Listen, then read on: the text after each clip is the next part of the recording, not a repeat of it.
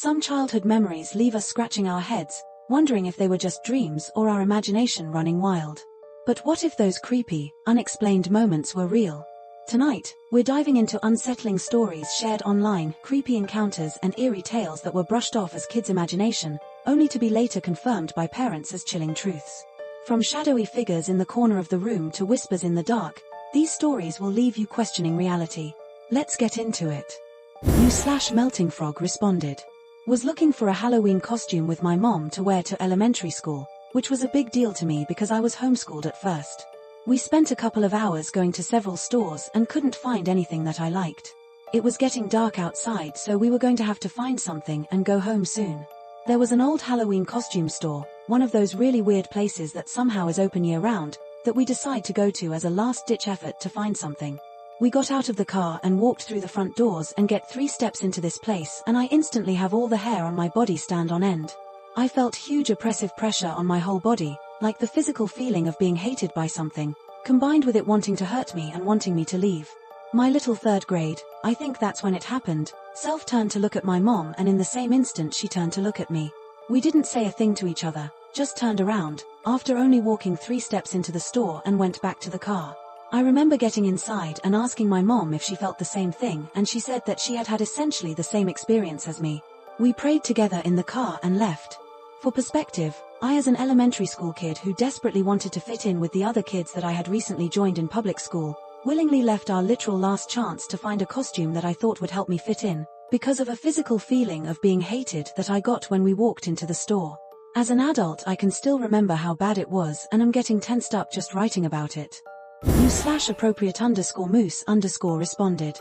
I'm not 100% sure this fits because my mom confirmed it years ago, then denied it when I asked her again a couple months ago, but here it is. When I was little, my dresser, it was long but pretty short, sat against the wall with one of the ends pointed to my door.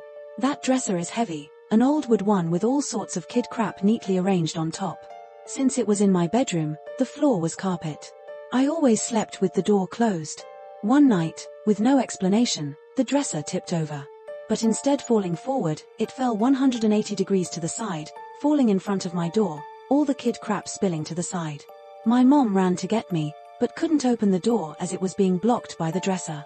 Eventually, with her pushing and me pulling on the dresser, she was able to slip in and move the dresser out of the way. Nothing was damaged, not even the glass figurines I had. My dad helped put it upright the next day and we moved on. Years later, I remembered the incident and asked my mom about it, expecting to learn that I blew it out of proportion and it only fell forward or something like that. Nope, she remembered that night as well. However, she added one detail that I could never figure out.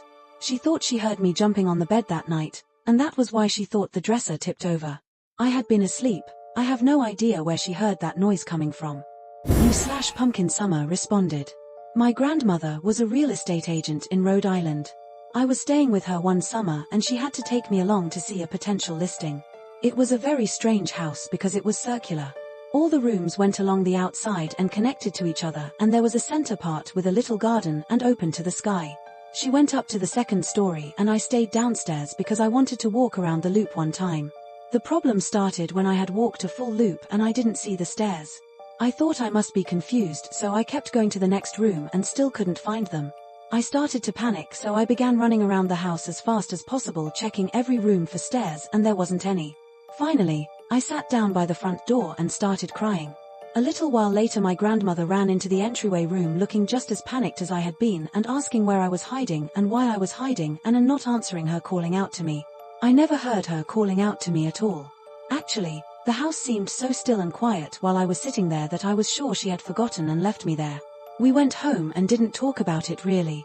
Like 15 years later I brought it up to my mom and asked if she knew anything, or was this a crazy childhood nightmare I'm remembering.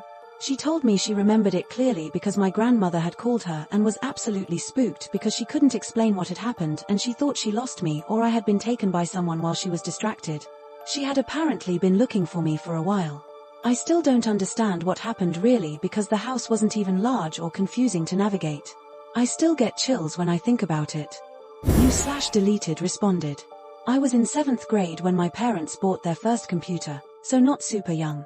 We had a small ranch, so my dad built a corner desk in the basement in one of the finished off rooms since there was no room anywhere else.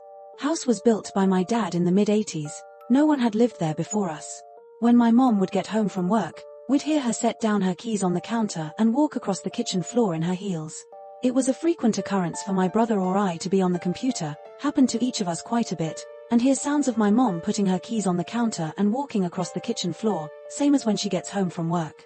In going upstairs to check to see if my mom was home, she wouldn't be home.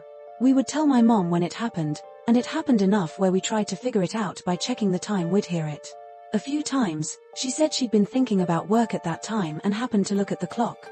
We tried to figure it out and have no idea to this day why it would continuously happen. A few times my mom mentioned she'd be on the computer and hear someone upstairs, and no one would be home. My dad didn't allow pets in the house either, so it wasn't just a cat being a jerk. One more potion responded. I woke up one night when I was 12 because I dreamt that my older brother got into a car accident. I got out of bed and wandered downstairs to the kitchen to get something to drink. My mother was sitting there and asking me why I was awake. I told her I had a bad dream and need something to drink. I got a glass of water when it ringed at our door. My mother went to look who is there in the middle of the night. 2 police officers that asked if they could come inside for a moment. I couldn't hear what they were talking about because I was still in the kitchen and they were in the hallway. After the 2 officers left, my mother came back to the kitchen completely pale and told me that I should go to bed now. I asked her what's wrong when she informed me that my brother was in a car accident and she needs to wake up my dad and go to the hospital now. When I pointed out that this was the bad dream I had before waking up, she only looked at me for a couple of seconds. I prepared myself for comments like don't be silly and go to bed now, but instead she said me too. So basically, we both had the same fucking dream of my brother having a car accident. And we both woke up minutes before the police came over to tell us it really happened. My brother survived with some minor injuries and we've seen the photos of the accident in the newspaper the next day. It looked 100% like in my dream. To the smallest detail.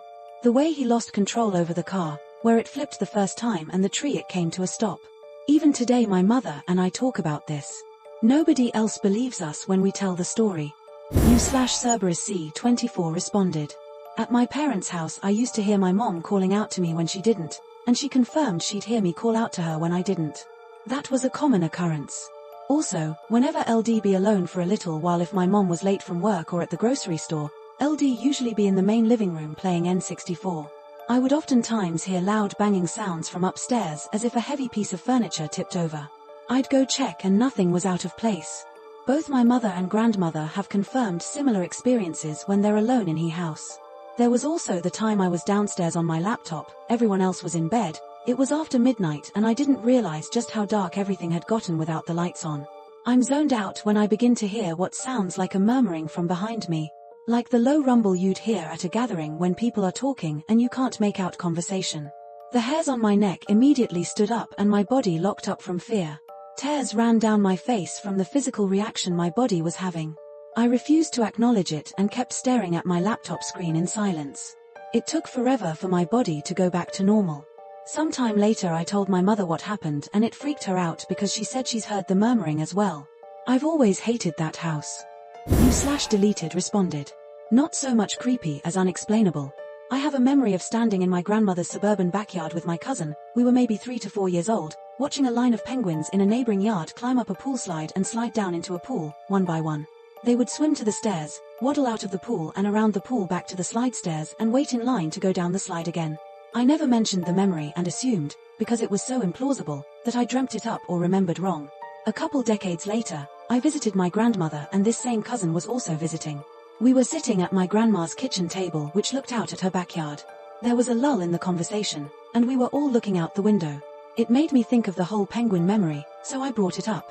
My cousin's eyes widened and she said she had the same memory, but, like me, thought it was a dream. My grandma chuckled and said, well, the neighbor that used to live there did work for the zoo. Not exactly a confirmation, but, did that really happen? Even if he did work for the zoo, you can't just bring a dozen penguins home, can you? Hoislycum responded. Might be too late to the party, but sometimes I think about this. My mom and I were driving back from my grandmother's house in Chicago around dusk. While we were on one of the side streets in a neighborhood on the outskirts of the city, suddenly the lights in the car turned on and harmoniously got incredibly loud. I didn't know lights could make sound like this. They reached a boiling point and the whole car turned off. We looked outside and all the streetlights surrounding the car had blown out as well. The stoplight in front of us and a little ways away were blinking as if the power had gone out. We were the only car in the area at the time. My mom turned the car back on and we drove away with no explanation. About 15 minutes on the highway and the whole car just turns off. We were able to pull over to the side of the road safely and it turned back on with no issues after that. I googled events similar to this around the time but never came up with any answers or any other reports of this type of thing. Still don't know what caused it to this day. You/Bourjoulevache responded. When I was growing up I lived in a small bungalow with my parents. My room was directly beside my parents' room. I had a fish tank with a light and used this as a sleep aid. The dim light of the tank and the bubbling sound of the filter put me at ease. One night I woke up and I saw the outline of a man wearing a trench coat and a top hat standing beside my bed looking at me. Naturally, I screamed as loud as I could and my parents came running into the room and turned the light on and the man was gone. They comforted me back to sleep and that's all I remember about that. Fast forward 3 to 4 years, I move my room to the basement and my parents knock down the wall to make their room bigger, but they keep their bed in the exact same place. Over the next year, I would wake up to screams from upstairs and hear my mom crying. She would always see outlines of a man standing in the exact place where I witnessed it before. They even moved their bed to attempt to put it where the figure would appear to stop it from appearing. It still scares me to this day thinking about that house and I'm glad I'm nowhere near there anymore. You/Whiskey and Teacup responded. This is sort of embarrassing. My mom got an IUD after my sister and I were born. For years after my sister, a random priest stopped her in the streets and told her, "Why are you stopping Goddess de God's will? She wants to gift you a son." My mom was understandably freaked out. It's not like my family didn't want a son, because trust me, Asian obsession with sons is real. It's just that they didn't want another daughter so they weren't trying. Anyways, a few days later we had a curtain, sort of like a musical prayer meeting, and one of the ladies there got possessed by Goddess, Mata Aina as Indians call it. Sort of like a trance possession, and the person possessed starts spewing all sorts of things that make sense but don't. Super creepy, scary shit. So, that woman, a stranger, straight up looked at mom and handed her an apple. Said, "Eat it and get that foreign thing out. I want to give you a son. How dare you deny me of my wish?" Word spread like fire about this incident. Suddenly half the town was interested in my parents' marital life. Small town. Mom didn't budge then though. My parents met another priest who they considered their teacher. He said that they should try and let what's meant to be happen. Well, I had a brother within a year. Most exciting 9 months for our town since we didn't know the gender. Gender testing is illegal in India to prevent female foeticide. Thanks for watching, everyone. Like and subscribe for more videos like this one. If you enjoyed this video and want to dive even deeper into our community, consider becoming a channel member. Members get exclusive perks like early access to videos, custom emojis, shoutouts, etc. And it's a great way to support the channel so I can keep bringing you the content you love.